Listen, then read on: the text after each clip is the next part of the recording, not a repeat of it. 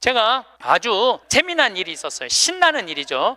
잠비아에 이제 우리 치과 의사들이 입원해도 1,400명 환자를 봤어요. 근데 이제 그 의사 4년째 나 따라다니는 의사가 나 가기 전에는 맨날 신부님 나 비행기에서 떨어져서 죽었으면 좋겠어요. 차가 와서 쳐서 죽었으면 좋겠어. 그랬던 의사예요. 근데 잠비아 봉사활동 가면서부터 사는 게 즐거운 거야. 내 걸 나누니까 자기 존재의 의미가 있는 거예요. 근데 이 의사가 참 돈을 많이 버는 의사예요. 그런데 왜 죽고 싶으냐? 건물은 큰 걸 사놓고 그 빚을 해대느냐고. 화장실 가는 게 아까웠고 물을 안 마셔. 오줌 누는 시간이 아까웠고 진료 시간이. 그러니까 사는 게 즐겁지 않은 거죠. 여러분들 인생에 정말 힘든 게 뭔지 아세요? 확장 이전이에요. 여러분들 괜히 아파트 20평에서 40평 넓혀가는 거, 장사 잘 되는 가게 10평에서 40평 넓혀가는 거 다 고통의 시작이야. 그냥 있는 데서 살아요. 뭐하러 확장 이전을 해. 행복하지 않았던 거야. 근데 잠비아를 떠나면서부터 사는 게 즐겁기 시작한 거예요. 그리고 내가 얘기했어요. 인생은 화장실도 안 가고 진료하는 게 인생이 아니야. 먹고 마시고 노는 게 인생이야. 제발 먹고 마시고 놀아. 그랬더니 그때부터 먹고 마시고 놀기 시작하는 거예요. 일주일에 이틀 과감하게 놀고 1년에 성지순례 10일 나 따라가고 뭐 성지순례 뭐 다른 데 또 가고 뭐 호주 의사들 같이 여행 다니고 1년에 40일을 놀아요. 40일을 무지하게 노는 거예요. 그러니까 그 조카가 이제 군대 갔다 와서 아르바이트 하면서 그렇게 노니까 이모한테 그렇게 물어보더래요. 이모, 이 치과 월급은 나오는 거야? 이렇게 물어보더래요. 그런데 내가 물어봤어요. 그렇게 먹고 마시고 놀면서 진료할 때랑 화장실도 안 가고 진료할 때랑 어느 때 돈을 더 많이 버느냐? 그랬더니 요즘이 훨씬 많이 번대요. 그리고 세무서에서 연락 왔대요. 돈이 너무 많이 벌려갖고 세무조사 나올 테니까 직원들하고 또 어디 놀러 가라고. 그래서 이제 다음 달에 어디 정동진인가 직원들 데리고 놀러 간대요. 여러분들 집에서 청승 떨고 아무것도 안 마시고 지립대 일만 한다고 돈이 벌려지는 게 아니에요. 먹고 마시고 놀 때 돈도 많이 벌리는 거예요. 이 세상에서 보통 안 먹고 안 마시고 안 놀고 고생한 사람이 70살에 당신 암이라고 그러면은 이분들이 공통적으로 하는 얘기가 있어요. 나는 억울해서 못 죽는다고. 공통적으로 하는 얘기가 그 얘기예요. 평생 고생만 하고 살았는데 나는 억울해서 못 죽는다고. 나는 호강해야 된다고. 이때부터 산삼을 캐와라, 좋은 의사를 대라, 다 소용없는 짓이에요. 그러니까 암 걸리기 전에, 당신 죽는다는 얘기하기 전에 이 삶을 만끽하고 삶의 기쁨 속에서 사실 필요가 있다는 겁니다. 그럼 우리나라 1살서부터 30살 행복하냐? 30살서부터 60살 행복하냐? 60살서부터 120살 행복하냐 이거예요. 제 얘기는 제가 왜 120살이라고 말씀드리느냐 하면 20년 전에 제가 강의할 때 앞으로 100세 시대 올 겁니다 라고 말씀드렸을 때 많은 할머니들이 이렇게 말했어요. 신부님, 끔찍한 소리 하지 마세요. 무슨 100살을 살아요? 그런데 요즘 텔레비전에 100세 안보장, 100세 연금보장 나와요 안 나와요? 나오죠? 이런 거 나올 줄 꿈에도 몰랐을 거예요. 그럼 앞으로 20년 후에 텔레비전에서 100세 안보장, 100세 연금보장 나올까요? 20년 후에는 120세 안보장, 120세 연금보장 나오게 돼 있어요. 그렇다면 지금 60대신 분들은 앞으로 몇 년을 더 살아야 되느냐면은 60년을 더 살아야 돼요. 60년을. 아까 첫 시간에 제가 이런 말씀 드렸어요. 남편하고 자식들을 위해서 전부 바치지 말라고. 얼마만 바치라고? 반만 바치라고. 반은 누구를 위해서 남겨놔야 돼? 나를 위해서 남겨놔야 돼요. 내가 행복해야지 남편도 행복하고 자식도 행복한 거예요. 내가 불행한데 어떻게 남편하고 자식이 행복할 수 있습니까? 우리 부모님이 80 넘어 돌아가셨다. 한번 손 들어보세요. 80 넘어 돌아가셨다. 우리 부모, 이렇게 많아요. 부모님이 90 넘어 돌아가셨다. 손 들어보세요. 손 내리시고 우리 부모님이 아직 90이 넘었는데 아직도 살아계시다. 손 들어보세요. 자, 혹시 우리 부모님 아니라 이모, 고모라도 100살이 넘은 사람이 있다. 한번 손 들어보세요. 거긴 몇 살이에요? 104살. 그 뒤에 분은 101살? 네. 보통 제가 이렇게 강의할 때 2분 정도 100살 넘은 부모님 있다고 얘기를 해요. 2분 정도.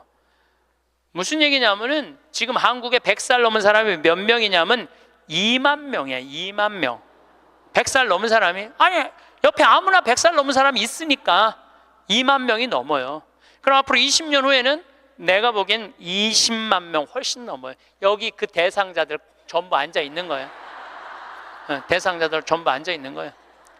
그러면은 1살서부터 30살 행복하냐?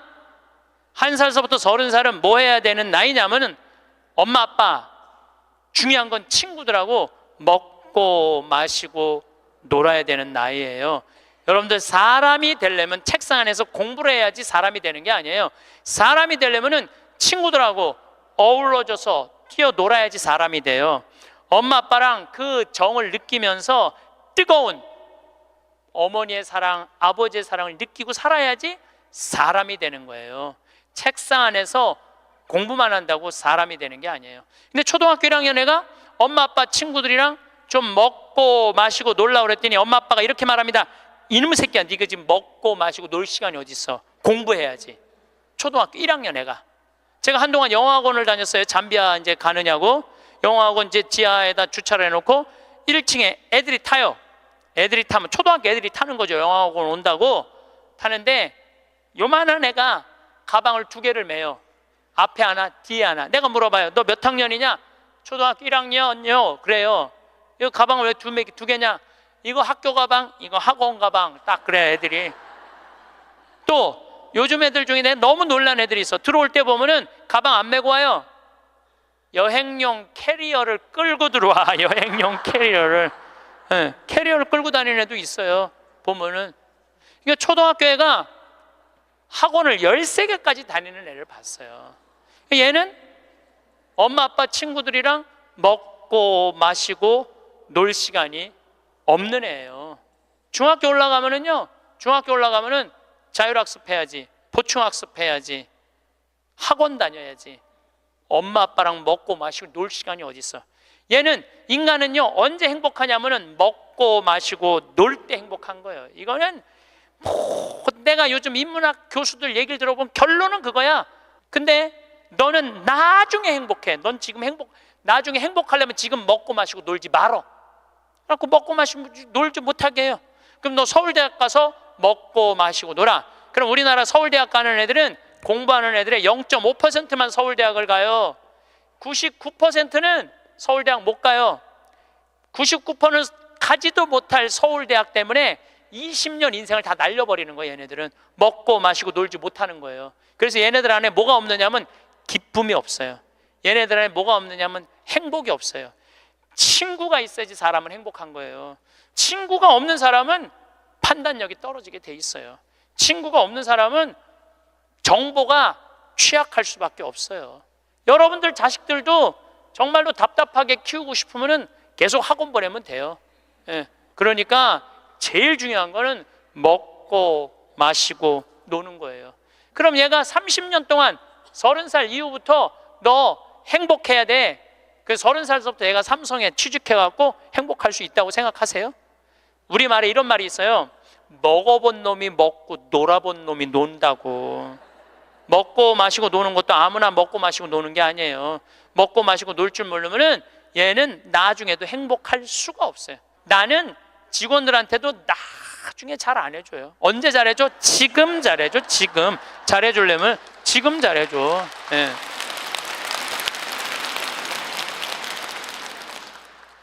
나는 가끔 무슨 공항에 20년 동안 청소하는 아줌마들 140만 원 월급 준다는 게 난 이해가 안 되더라고요. 그건 식구로 생각하는 게 아니에요. 우리 집에 와서 일하면은 내 식구인데 적어도 우리 집에서 일을 하면서 인간의 품위는 유지하고 살아야 될 거 아니에요. 그러니까 대우를 잘해줘요. 그런데 저는 학벌을 참 싫어해. 내가 아주 공개적으로 강의 때 얘기하잖아요. 난 서울대학 싫어한다고. 싫어해요. 저는 내가 서울대학 1년에 한 번씩 특강 꼭 가지만 그래도 싫어해요. 그래도 싫어해요. 예. 그래서 우리는 학벌을 따지지 않아. 직원 채용할 때 서울대학을 나왔든 유학을 갔다 왔든 이대를 나오든 연대를 나오든 일반 대학을 나오든 중학교를 나오든 고등학교를 나오든 초등학교를 나오든 첫 월급은 똑같아. 다 210만 원이에요. 아무리 잘났어도 210만 원, 아무리 못났어도 210만 원. 거기서부터 내가 평가하겠다는 거예요. 그리고 왜 내가 학벌을 따지지 않느냐 하면은 매주 띄우는데 뭐하러 서울대 졸업장이 필요해? 매주만 잘 띄우면 되지. 그렇지 않아요? 아니 매주가 서울대생만 보면 나 잘 떠야 되겠다 이래요? 나는 행복한 사람이 매주도 잘 띄우더라고. 보니까 이번에 우리 생태마을에서 깻잎을 4.5톤을 땄어요. 깻잎 장아찌 하려고 4.5톤 어마어마하게 땄어요. 그런데 깻잎 따는데 뭐하러 그놈의 2대 졸업장이 필요해? 그냥 그 2대가 뭐라고 그 온 나라를 뒤집어 가면서 2대 집어넣어갖고 참 웃기지도 않아. 우리는 깻잎 따는데 2대 졸업자 필요 없어. 뭐만 잘하면 돼? 깻잎만 잘 따면 돼. 깻잎만. 그런데 우리 생태마을에 이렇게 대우가 좋고 나는 나름대로 어제도 제가 새벽에 부모님하고 좀 어디를 좀 갈 일이 있어갖고 새벽 4시에 집을 나오는데 별이 이게 여러분들하고 같이 나누고 싶어. 근데 새벽 4시에 평창에 있어야 돼. 그 시간에 얼마나 영롱하고 아름다운지 참 좋아요. 너무너무 행복한 곳이에요 우리 생태마을. 그런데 우리 생태마을에 누가 남아서 일을 하느냐, 가만히 봤더니 이제까지 200명도 더 왔다 가고 이력서도 이렇게 쌓여 있어요. 취직하겠다고. 근데 결국은 어떤 사람이 남아있느냐면은 부모님하고 친구들하고 어렸을 때 먹고 마시고 논 애들이 남아서 일하더라고요. 간혹 저한테 신부님 우리 애가 우울증이에요, 우리 애가 왕따 당했어요, 우리 애가 컴퓨터 중독이에요, 우리 애가 알코올 중독이에요, 신부님 사람 하나 살리는 셈 치고 우리 애 좀 받아주세요. 내가 또 마음이 약하니까 받아줘요. 받아주면은 3개월 이상을 못 버텨요. 본인이 그런다고 생태마을의 환경이 아무리 좋아도 그렇게 내가 아까 얘기했죠. 먹어본 놈이 먹고 놀아본 놈이 노는 거라고. 어렸을 때 불행하게 자란 애들은요 그 공동체 안에서 직장생활 못해요. 아니 KBS에서도 실험을 했잖아요. IQ 좋은 애, 성적 좋은 애, 생활기록부 좋은 애, 이거 쉽게 말하면 먹고 마시고 노는 애. 초등학교 6학년 때 요 성적표를 가지고 30년 후에 추적을 해봤어요. 누가 행복하게 사나? 그랬더니 IQ 좋은 애도 아니고 성적 좋은 애도 아니고 뭐 좋은 애야? 생활기록부 좋은 애, 먹고 마시고 노는 애들이요 결국은 잘 살더라 이거예요. 결국은. 그러니까 여러분들 자식들한테 너 공부 잘해야지 행복하다는 얘기는 틀린 얘기예요. 이 얘기가 핀란드에서는 이미 결론이 난 거예요. 핀란드는 초등학교 입학 조건이 뭔지 아세요? 잘 노는 애. 잘 노는 애가 입학 조건이에요. 입학 애 이제 학생들 뽑으려고 전부 다 애들이 와 있잖아요. 근데 놀이시설을 딱 놀게 해요. 근데 한 애가 안 놀아. 그럼 부모 불러갖고 뭐라고 그러는지 알아요? 얘 유치원에 다시 보내라고. 왜 우리 애가 유치원에 가? 얘는 지금 노는 법을 모른다고. 놀아야지 사람이 되는 거예요. 놀아야지. 근데 우리는 먹고 마시고 노는 일을 아주 우습게 보는 거예요. 우리나라가 독일보다 4개월을 일을 더 해요. 4개월을 일을 더 하고 미국보다 3개월을 더 일을 해요. 1년에. 그런데 우리가 독일보다 잘 살아요? 미국보다 잘 살아요? 그렇게 뼈 빠지게 일을 하는데도 일한다고 돈 버는 게 아니에요. 우리 생태마을 요즘 다 망한다고 그러잖아요. 우리 생태마을은 작년에 매출액이 45억이었는데 올해 50억이야 50억. 얼마나 뭐 청국장 가루 깻잎 많이 팔리는지 몰라요. 하루에 2천만 원씩 팔려. 하루에 2천만 원씩. 요즘 내가 사장인데 내가 사장이 뭐 할 것 같아? 맨날 먹고 마시고 노는 거야. 맨날 먹고 마시고 노는 거야. 직원들 줄 거 다 주고 아끼지 않아요. 줄 거 다 주고. 그리고 이제 하도 이제 우리 신자가 아니라 비신자들이 물건을 많이 사니까 이제 사업자 등록을 해서 세금도 내요. 제가 세금을 내는데 1년에 2억 정도 세금이 나가요. 많이 나가요, 세금이. 그럼 우리 국장이 신부님 세금이 너무 많이 나가는데 현금은 신고하지 않아도 된다는 거예요. 그런 게 어디 있어? 현금도 다 신고해. 현금도 다시 한 푼도 빼지 말고 다시.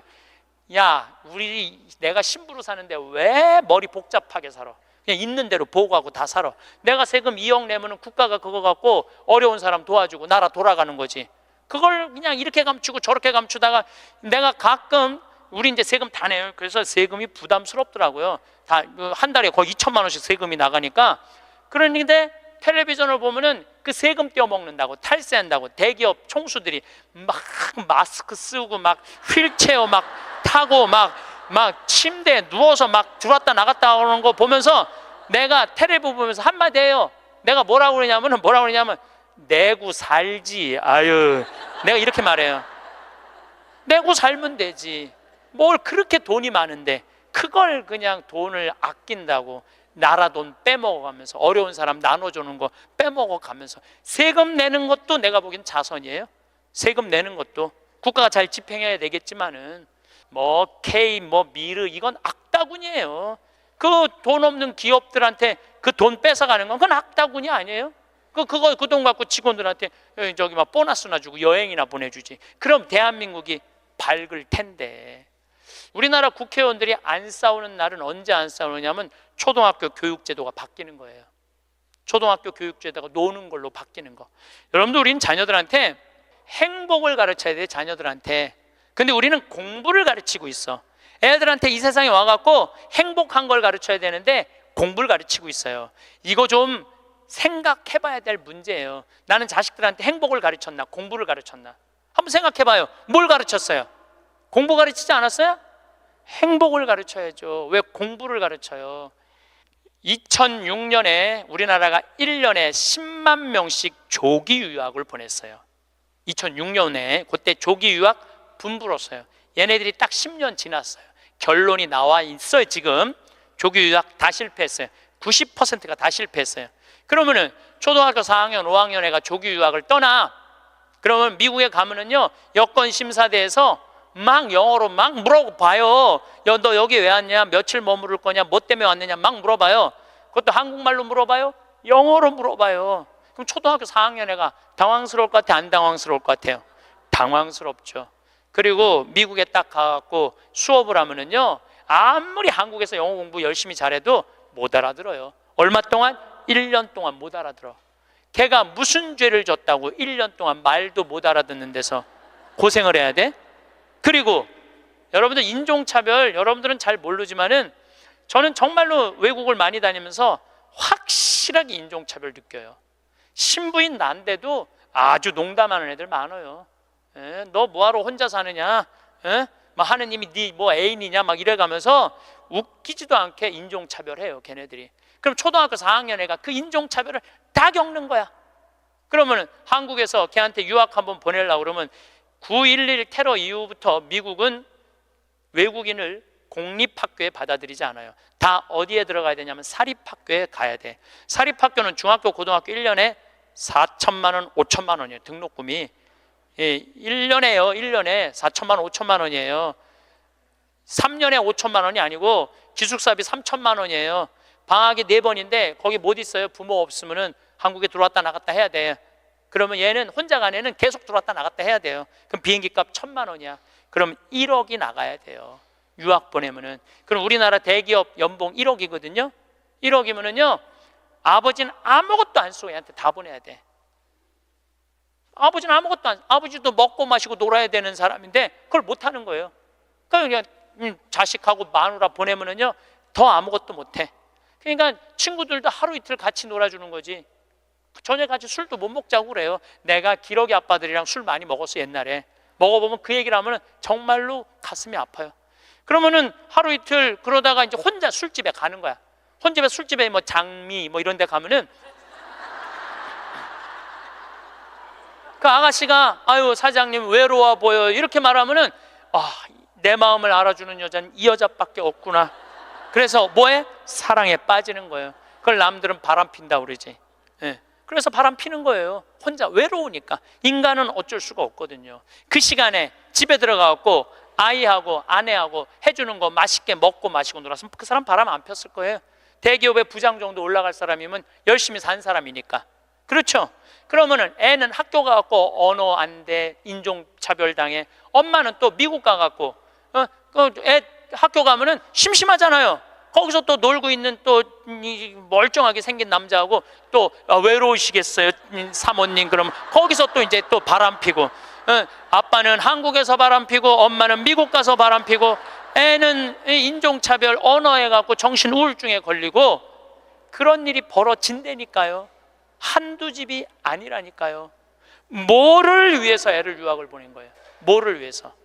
다 집안 풍비박산 만들어 놓고. 그러니까 애한테 공부를 가르치면 안 된다니까요. 행복을 가르쳐야 돼요. 우리가 뭐를 해서 행복한지. 그래서 10년 동안 간 애들 중에 정말로 한국에도 아니고 미국에도 아닌 애들 많아요. 이건 아무것도 아니야. 대학 졸업하고 유학을 가면요, 얘 심지라도 있어요. 대학 졸업해서 유학 가는 애들. 근데 초등학교 중학교 때 가는 애들은 심지도 없는 애들이야. 내가 한국인지 미국인지 구분도 안 되는 애들이야.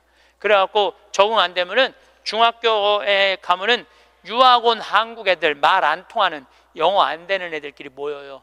모여서 노래방 가고 한국 드라마 보고 술 먹고 담배 피고, 정말로 이 아이의 출세를 위해서, 이 아이의 미래를 위해서 유학을 보냈는데 아버지도 바람 피고 엄마도 바람 피고, 이런 집이 한두 집이 아니라니까요.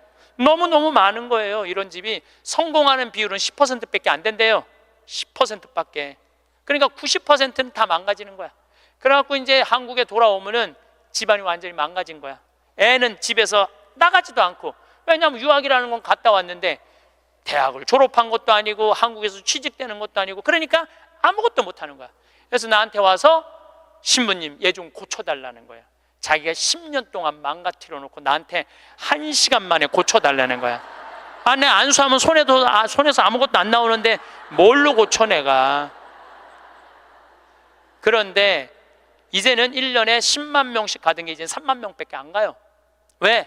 실패한 게 결론이 났으니까. 나는 그러지 말자는 거예요. 그 1년에 1억씩 유학비 보낼 돈이 있으면 그 돈 갖고 한국에서 엄마 아빠 자식이랑 행복하게 먹고 마시고 놀으라는 거예요. 그럼 이 집은 깨지지도 않고 애는 아주 건강하게 자랄 거예요. 우리가 아주 중요한 거를 놓치고 있는 거예요. 별거 없어. 인생이 뭐 그렇게 복잡해? 그리고 여러분들 출세, 그것도 해봐야. 난 텔레비전 보면서 출세하는 거 하나도 안 부러워요. 차라리 그 자리에 안 가면은 거짓말도 안 할 거 아니에요. 그 자리에 가면 어쩔 수 없이 거짓말하고. 어떻게 보면 여러분들이 훨씬 행복한 분들이에요. 여러분들은 거짓말 일이 뭐가 있어? 누가 돈을 갖다 줘야지 안 받았다고 그러지. 누가 돈을 갖다 줘야지 안 받았다고 그러지. 참. 자, 그렇다면은 30살에서부터 60살은 행복하냐? 대한민국에. 자, 이 30살에서부터 60살은 저는 인생의 황금기라고 생각해요. 여러분들, 여행은 가슴이 떨릴 때 가야지 다리가 떨릴 때 가면 안 된다니까요. 근데 이때 가야 될 때야. 가야 될 때야. 그런데 자식 공부시킨다고, 자식 출세시킨다고 나는 안 먹고 안 마시고 안 놀아. 30년 동안 그랬어. 그럼 이 사람은 30년 동안 껍데기 인생을 산 거예요. 자기 인생 산 거 아니에요. 자식만을 위해서 살았다고. 나는 자식 하나 잘 되면은 엄마의 기쁨이라고 그러는데, 그것도 옛날에 45, 46까지 살 때 얘기예요.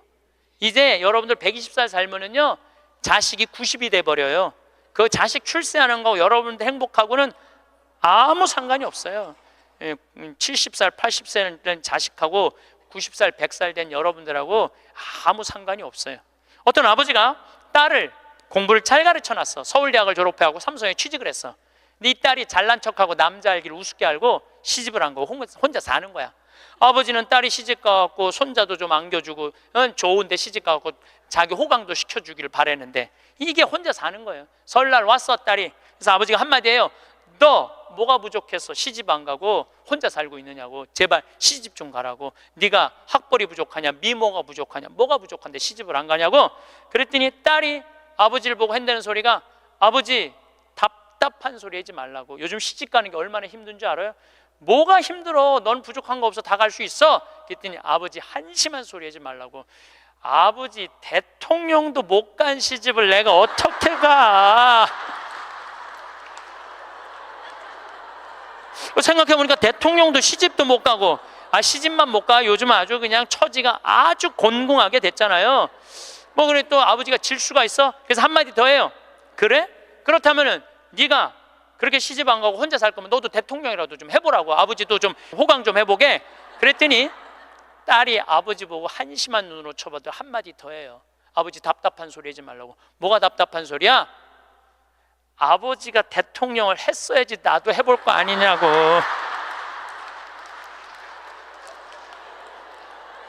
여러분들, 자식을 대통령 만들고 싶으면요, 여러분들이 먼저 대통령이 돼야 돼요. 자식을 출세시키고 싶으면 여러분들이 먼저 출세해야 돼요. 자식을 철들게 키우고 싶으면 누가 먼저 철이 들어야 돼?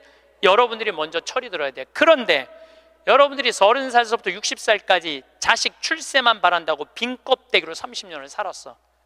근데 여러분들이 철이 들 것 같아요? 지금 대한민국에 30살서부터 60살 철든 사람이 얼마나 있을 것 같아요?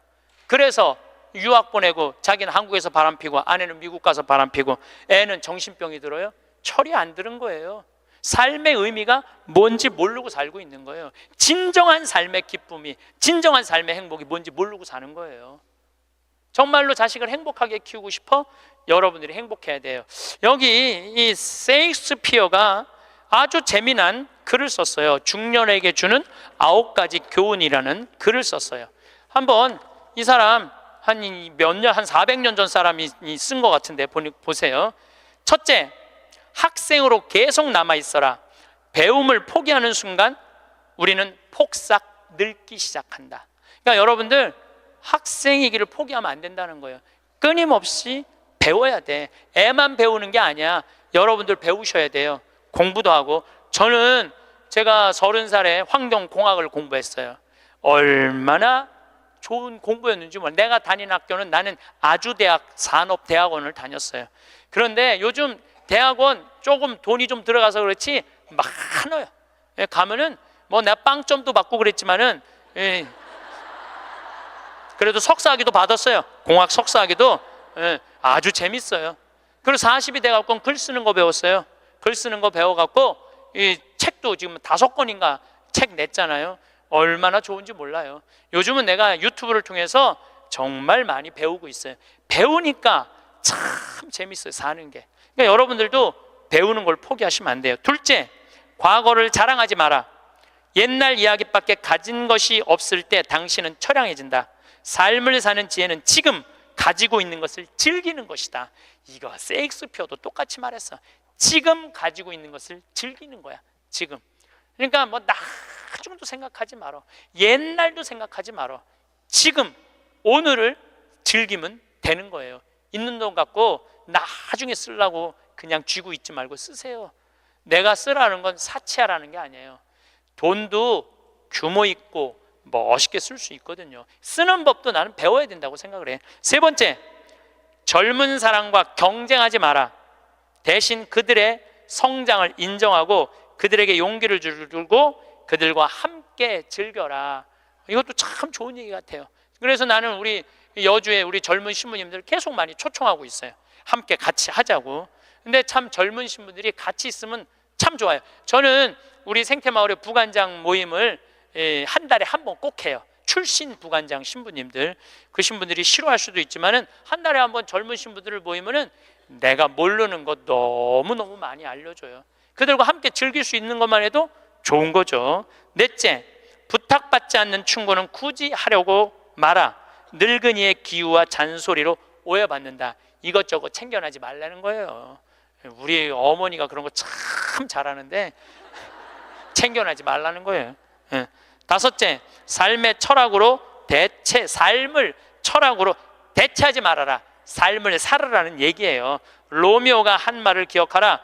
철학이 줄리엣을 만들 수 없다면 그런 철학은 지워버려라. 삶을, 현실을 살으라는 얘기에 괜히 개똥 철학하지 말고. 여섯째, 아름다움을 발견하고 즐겨라. 약간의 심미적 추구를 게을리하지 말아라. 그러니까 제가 이번 주 이선이 대전 공연이에요. 서울에 공연을 보니까 없더라고. 근데 우리 평창은 대전이나 서울이나 거리가 똑같아. 그래서 이제 대전으로 가는데 점점 나이를 먹으면 먹을수록 공연도 많이 가요. 저는 여기 이 삼성 여기 뭐 스퀘어인가 여기 공연 많이 와요. 예술의 전당도 많이 와요. 많이 와야 1년에 많이 온다고 그래요. 1년에 두세 번이야. 그 두세 번이라도 공연을 즐길 수 있으면 삶이 굉장히 풍요로워지더라고요. 또 일곱째, 늙어가는 것을 불평하지 마라. 가엾어 보인다. 몇 번 들어주다 당신을 피하기 시작할 것이다. 나 늙은 거 자랑하지 말라는 거예요. 그것도 맞는 얘기 같아요. 늙은 거 누가 뭐 알아주기는 해요. 아무도 안 알아주죠. 나이 먹은 거 자랑 아니야, 내가 보기에는. 그리고 나이를 먹으려면 곱게 먹어야 돼. 나이값을 하고면서 늙어가야지. 나이값도 못하고 나이만 디립다 먹으면 그게 뭐가 자랑이에요. 여덟 번째, 젊은 사람에게 세상을 다 넘겨주지 말아라. 이건 뭐냐면 재산 주지 말라는 거예요. 그들에게 다 주는 순간 천덕꾸러기가 될 것이다. 여러분들 아까 제가 말씀드렸죠. 자식하고 남편한테 다 주지 말고 얼마만 주라고? 반만 주세요. 항상 오늘부터 마음도 반만 주세요. 다 주지 말고. 두 딸에게 배신당한 리어 왕처럼 춥고 배고픈 노년을 보내며 두 딸에게 죽게 될 것이다. 이 리어 왕이라는 이 셰익스피어 이 작품을 읽어보면 굉장히 재밌어요. 딸들한테 자기 왕권을 다 넘겨줘요. 왕권 넘겨준 딸 때문에 이 사람 죽어요. 왕이 결국은. 그러니까 여러분들도 자식들한테 다 넘겨주지 마세요. 여러분들의 인생을 사세요. 아직 여러분들 한참 남아있거든요. 아홉 번째, 죽음에 대해 자주 말하지 마라. 죽음보다 확실한 것은 없다. 인류 역사상 어떤 예외도 없었다. 확실히 오는 것을 일부러 맞으러 갈 필요는 없다. 삶을 탐닉해라. 그때까지 삶을 먹고 마시고 즐겨라, 이 얘기예요. 먹고 마시고 즐겨라. 우리는 살기 위해 여기에 왔노라. 즐겁게 살라고 여기에 온 거란 얘기예요. 그러니까 이 30부터 60까지 여러분들은 나는 자식을 위해서 아무것도 안 한다, 이런 생각하지 말라는 거예요. 내 삶을 살아가라는 거예요.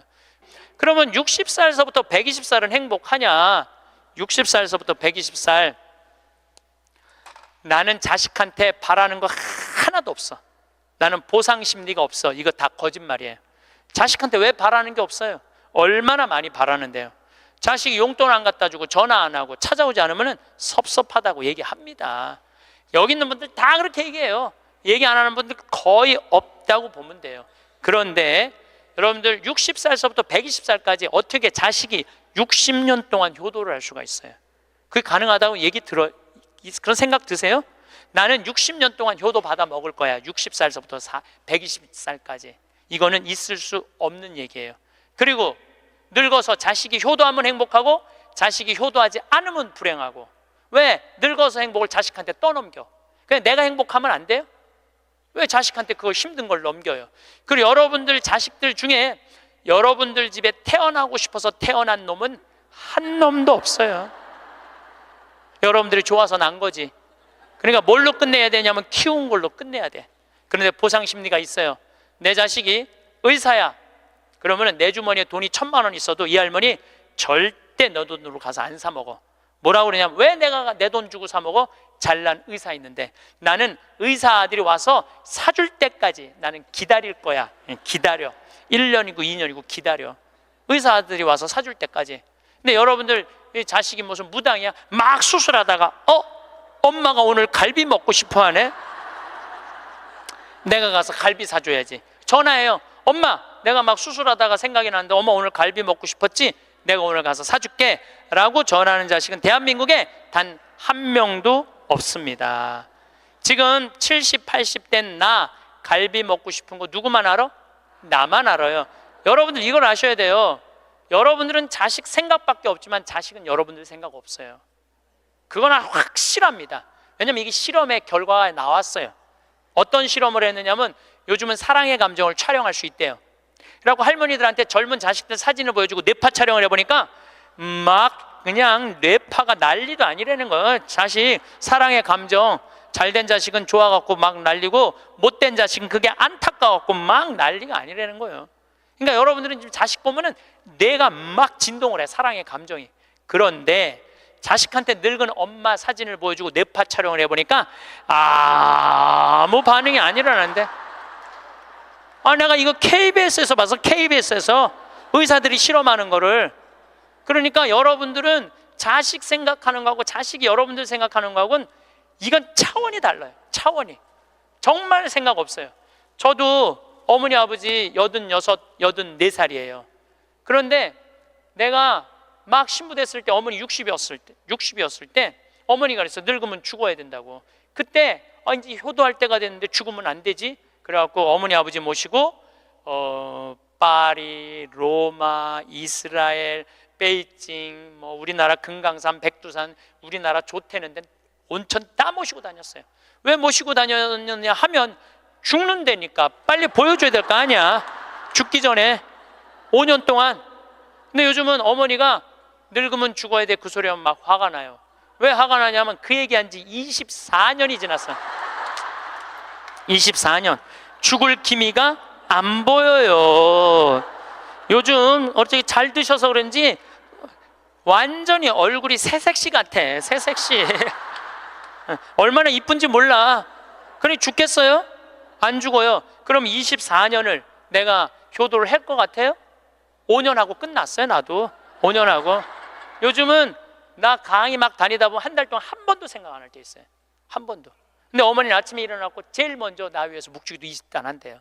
하루 종일 아들 생각하는 거지. 집에 가보면 온통 내 사진이야. 그냥 온통 내 사진. 그런데 놀라운 건 우리 사제관은 어머니 아버지 사진 하나도 없어요. 하나도. 그런데 나만 그렇겠어요? 여러분들 자식들 먹고 살기 바쁜데 생각 안 해요. 그러니까 이제 내 인생의 주인공은 누구라고 생각하면 돼? 나라고 생각하면 돼. 그러니까 내가 지금 갈비 먹고 싶은 거 누구만 알아? 나만 알아. 그럼 누가 사줘야 돼? 내가 사줘야 돼. 누구 돈으로? 내 돈으로. 무슨 돈으로? 집 잡혀서 사줘야 돼요. 집 잡혀서. 그런데 우리나라 노인이 지금 700만 명이에요. 65세 이상이. 그러면은 부부가 산다고 하면 350만 세대죠. 350만 세대 중에 집 잡혀서 주택연금으로 사는 세대는 3만 5천 세대예요 지금. 그럼 100명 중에 1명만 연금으로 사는 거예요. 자, 나 65세 넘었다. 한번 손 들어봐. 65세 넘었다. 왜 손 안 들어? 여기 지금 다 내 눈에 보이는데 이렇게 많어. 자, 손 내리세요. 자, 이 중에 나 정말로 집 잡혀서 연금으로 생활하고 있다면 손 들어보세요. 지금 한 분, 두 분, 그러니까 제 말이 세 분, 네 분, 제 말이 맞아요. 지금 여기 한 1000여 분 있는데 거의 100명 중에 1명만 집을. 그런데 이 집 잡혀서 사는 분과 집 안 잡혀서 자식한테 물려주겠다는 분하고 삶의 질은 또 달라요. 집 잡혀서 한 달에 150만 원이든 200만 원을 받아 사는 사람들은요, 근심 걱정 하나도 없대요. 마음이 그렇게 편안하대요. 그런데 자식들 용돈 받고 집 물려줄 생각으로 용돈 받고 사는 분들은 어떤 딸은 자식이 10만 원도 갖다 주고 20만 원도 갖다 주고. 우리나라 평균 용돈이 10만 원이에요. 평균 부모님한테. 그럼 20만 원도 갖다 주고 30만 원도 갖다 줘. 근데 어떤 딸은 100만 원도 갖다 줘. 100만 원도 갖다 주면 이 할머니가 그 돈을 못 써요. 왜 못 쓰는 줄 아세요? 다음 달에 얼마를 갖다 줄 줄 알고 이거 홀딱 닦았어. 그냥 계속 불안하게 사는 거야. 계속. 그럼 늘 불만 속에서 사는 거야. 내 인생의 주인공은 난데 남한테 계속 기대고 사는 거예요. 그러시지 마세요. 내 강의를 듣고 정말로 당신 스스로 갈비를 사 먹으러 간 할머니들이 나한테 편지 많이 해요. 또 찾아도 많이 와요. 신부님 말대로 내 돈으로 사 먹어보니까 인생이 바뀌더래요. 어떻게 바뀌느냐면 더 이상 자식 기다리지 않게 되더래요. 그리고 더 이상 원망하지 않게 되더래요. 더 이상 섭섭한 거 없더래요. 그냥 내 돈 갖고 내가 사 먹으면 되지. 대신 너는 나한테 재산 끝이야. 이렇게 딱 정리가 되고 나니까 너무 편안하더래요. 그리고 남은 인생은 내가 책임질 수 있겠다라는 자신감이 생기더래요. 그래서 너무 감사하다고. 너무너무 감사하다고. 아니 그 할머니 중에 내 강의에 딱 맞는 할머니 한 분 오셨어. 여기 여의도에 사는 분인데 개신교 다니는 분이야. 순복음교회 다닌대요. 빌딩이 3개가 있대. 우리 집에 왔는데 뭐 하여튼 에쿠스 뭐 900인가 뭐 리무진인가를 타고 왔는데 어마어마하게 좋은 차를 타고 왔어요. 예, 에쿠스가 아니라 제너시스. 기사를 대갖고 왔어. 근데 그러는 거예요. 신부님, 내가 40에 혼자 돼갖고 아들 셋을 키웠다는 거. 신부님 말대로 의사, 교수, 사장이라는 거예요. 근데 2년 전까지는 내가 너희들 그렇게 키웠는데 왜 나 한번 안 찾아오느냐, 맨날 원망했대요. 근데 어느 날 갑자기 내가 그러더래요. 늙어서 갈비 먹고 싶으면 지 돈으로 사 먹으라고. 왜 자식을 기다리느냐고. 근데 자기 돈으로 사 먹어 보니까 더 이상 안 기다려지더래요. 섭섭한 거 없더래요. 그리고 사는 게 너무너무 즐겁더래. 내 자식하고의 이런 관계를 끊고 내 삶을 살다가 보니까 걸리는 게 하나도 없대. 그러니까 여러분들도 그렇게 사셔야 돼요. 언제까지 자식하고 엉겨서 그걸 살 수 있다고 생각하세요?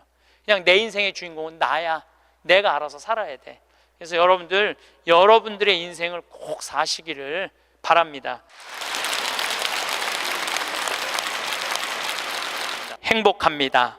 마지막 돌아갈 곳이 어딘지 분명히 알고 있는 사람. 돌아갈 곳이 어딘지 알아 그 길을 닦으며 사는 사람. 먼 여정에도 가지고 갈 것이라고는 남에게 베푼 것뿐인 사람. 가지고 갈 것이 하나도 없이 살아온 흔적조차 남기지 않는 사람. 살아서는 조롱과 부끄러움에 비틀거리지 않는 날이 하루도 없었나니. 우리는 누군가의 바람을 먼저 헤아리고 누군가의 필요를 우선하며 내 마음은 늘 뒤로 밀어두곤 합니다. 그렇게 살다 보면 어느새 내 삶이 아닌 다른 사람의 삶을 사는 것 같은 기분이 들기도 하지요. 하지만 이제는 분명히 말할 수 있습니다. 내 인생의 주인은 나라고, 내 행복을 가꾸는 사람은 결국 나 자신이어야 한다고 말입니다. 이것은 이기적인 선언이 아닙니다. 오히려 가장 정직하고 건강한 삶의 태도입니다. 나를 먼저 돌보지 않으면 누구도 제대로 돌볼 수 없습니다. 내 마음이 메마르면 누구에게도 따뜻함을 나눠줄 수 없습니다. 그러니 이제는 주연 자리로 돌아와야 합니다. 내 삶의 중심에 나를 다시 세워야 합니다. 우리는 왜 이렇게 행복을 미루며 살아왔을까요? 조금만 더 여유가 생기면, 다음 달만 지나면, 이 일만 끝나면 그때 가서 하고 싶은 것을 하겠다고 다짐합니다. 그런데 신기하게도 그 다음 달이 와도, 여유가 생겨도 또 다른 핑계가 생깁니다. 그렇게 행복은 늘 미래 어딘가에 있고 오늘은 그저 견디는 시간이 되어버립니다. 이런 삶의 패턴은 어디서 시작된 것일까요? 아마도 우리는 누군가를 위해 희생하는 것이 이덕이라고 배워왔기 때문일 것입니다. 나를 뒤로하고 다른 사람을 먼저 챙기는 것이 옳은 일이라고 믿어왔기 때문입니다. 그런데 그 과정에서 정작 나 자신은 잊혀졌습니다. 내 마음이 무엇을 원하는지, 내 몸이 얼마나 지쳐 있는지, 내 영혼이 무엇을 갈망하는지 들여다볼 시간이 없었습니다. 행복을 미루는 데는 또 다른 이유도 있습니다. 바로 두려움입니다. 지금 행복해지면 안 될 것 같은, 아직 자격이 안 되는 것 같은, 혹은 행복해지는 순간 무언가 나쁜 일이 생길 것 같은 막연한 불안감이 우리를 붙잡습니다. 그래서 우리는 행복을 유예하고 만족을 뒤로 미루며 오늘을 그저 통과하는 시간으로 만들어버립니다. 하지만 생각해보면 이것은 참으로 아까운 일입니다. 오늘은 다시 오지 않습니다. 지금 이 순간은 다시 돌아오지 않습니다. 그런데 그 귀한 시간을 우리는 미루고 또 미루며 보내고 있는 것입니다. 어쩌면 우리는 행복해지는 방법을 잊어버린 것인지도 모릅니다.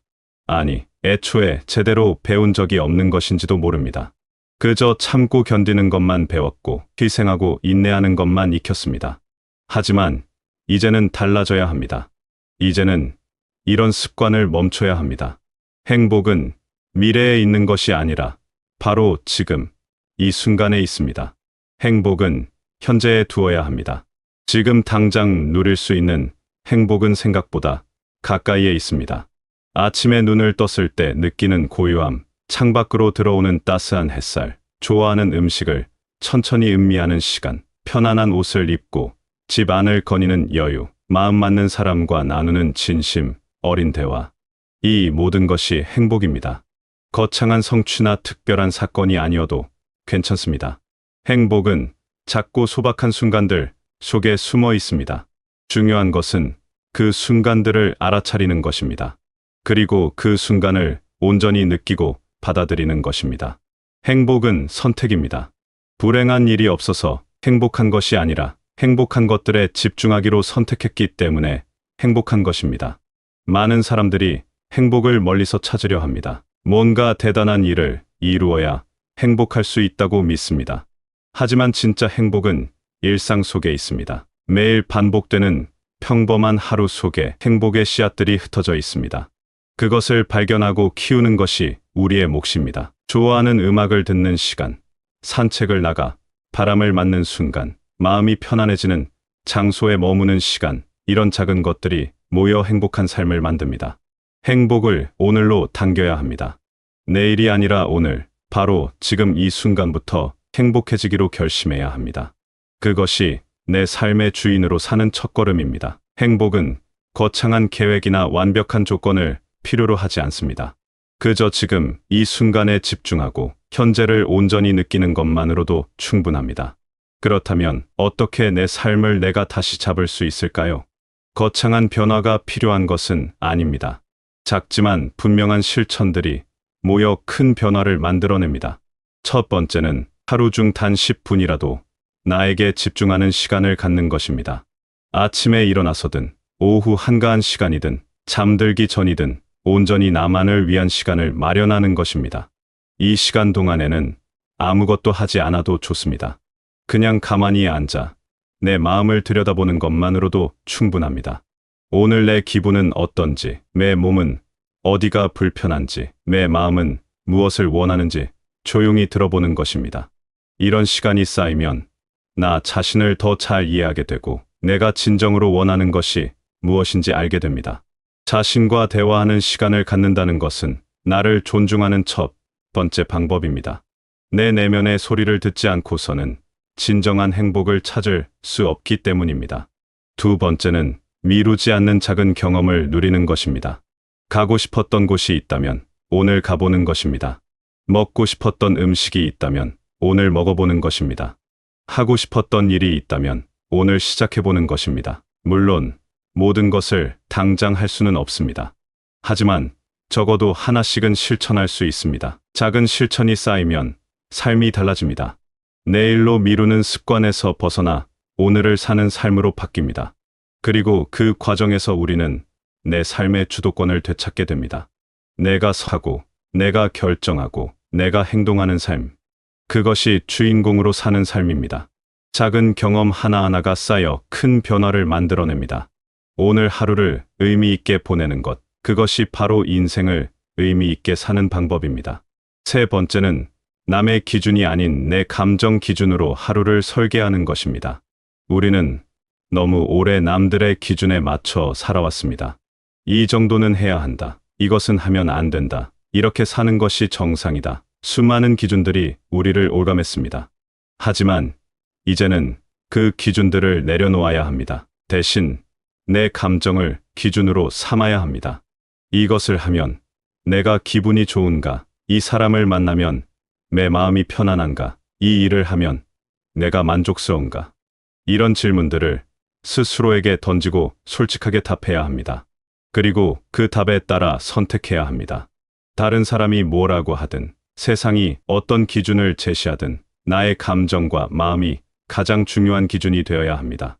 내 감정을 존중하는 것은 나를 존중하는 것과 같습니다. 내 마음의 소리에 귀 기울이고 그것을 따르는 용기가 필요합니다. 이렇게 세 가지를 실천하는 것만으로도 삶은 조금씩 달라집니다. 처음에는 어색하고 불편할 수 있습니다. 나를 먼저 생각하는 것이 이기적으로 느껴질 수도 있습니다. 하지만 계속하다 보면 이것이 이기적인 것이 아니라 건강한 것임을 알게 됩니다. 나를 제대로 돌보는 사람만이 다른 사람도 제대로 돌볼 수 있습니다. 내가 행복한 사람만이 다른 사람에게도 행복을 나눠줄 수 있습니다. 주인공으로 산다는 것은 모든 것을 혼자 해결한다는 뜻이 아닙니다. 오히려 내 삶의 방향을 내가 정하고 내 선택의 책임을 내가 진다는 의미입니다. 도움이 필요하면 도움을 청하고 함께할 사람이 필요하면 함께하되 그 모든 선택의 중심에 내가 있다는 것입니다.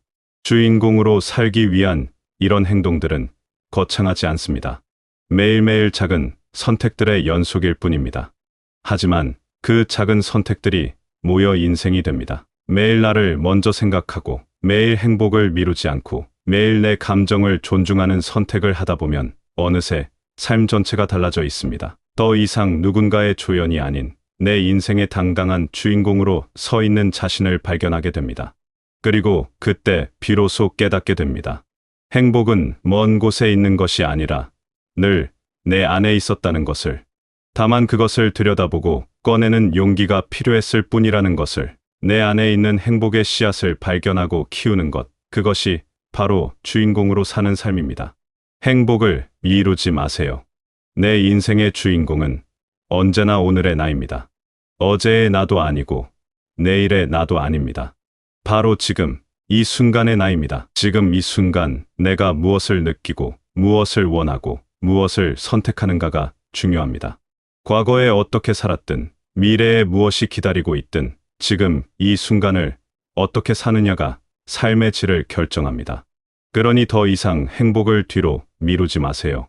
오늘 당장 작은 행복이라도 찾아보세요. 오늘 당장 나를 위한 시간을 가져보세요.